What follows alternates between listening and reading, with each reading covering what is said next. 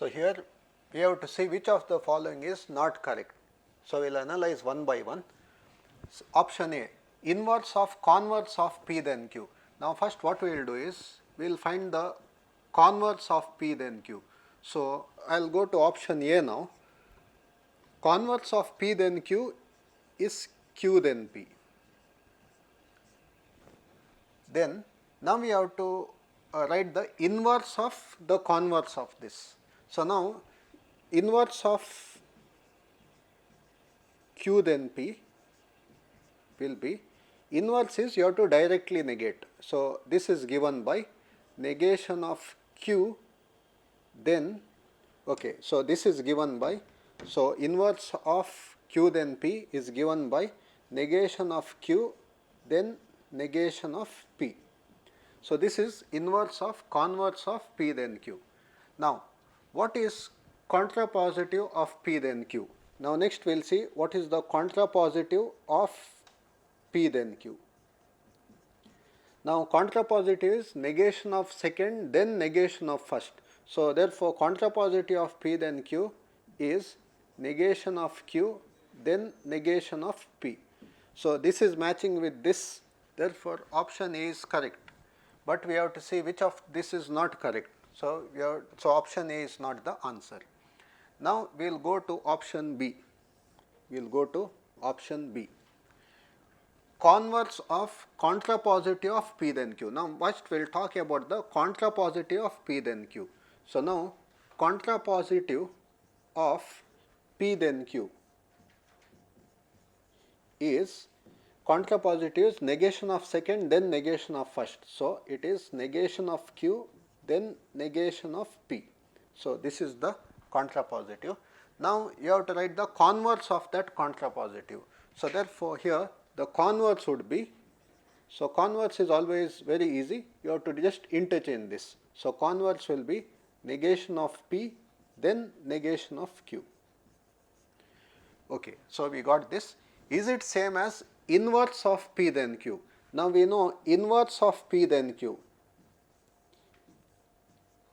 So, inverse is nothing but direct negation of both. So, inverse of P then Q is negation of P then negation of Q, and this is matching with this, therefore, option B is also correct. So, now we will go to option C. So, now we will go to option C, inverse of contrapositive of P then Q. Now, first we will write the contrapositive of P then Q. So, contrapositive of P then Q is negation of Q then negation of P.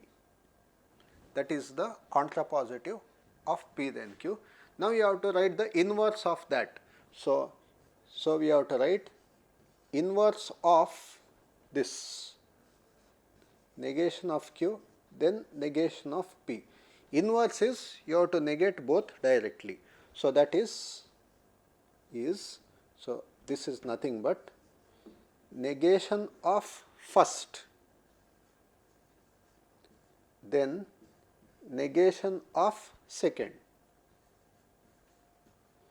but negation and negation cancels. So, you will get Q then P. Yes. So, this is Q then P. Now, what is converse of P then Q? That is also Q then P. So, converse of P then Q is also Q then P. So, Q then P is matching with Q then P. So, this is matching with converse. So, option C is also correct. Okay, that means option D should be the answer. So, option D has to be not correct, but still we will check option D. Okay, converse of inverse of P then Q. Now, first we will talk about the inverse of P then Q. So, inverse of P then Q is negation P then negation Q. So, that is the inverse. Now, you have to write the converse of that. So, therefore, the converse will be nothing but negation Q then negation P. Yes. Okay.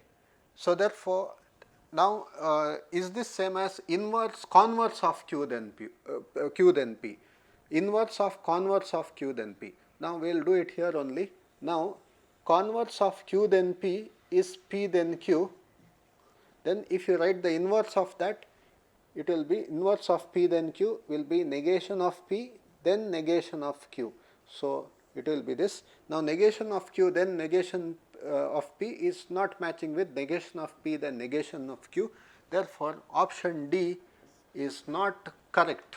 Therefore option D is the right answer.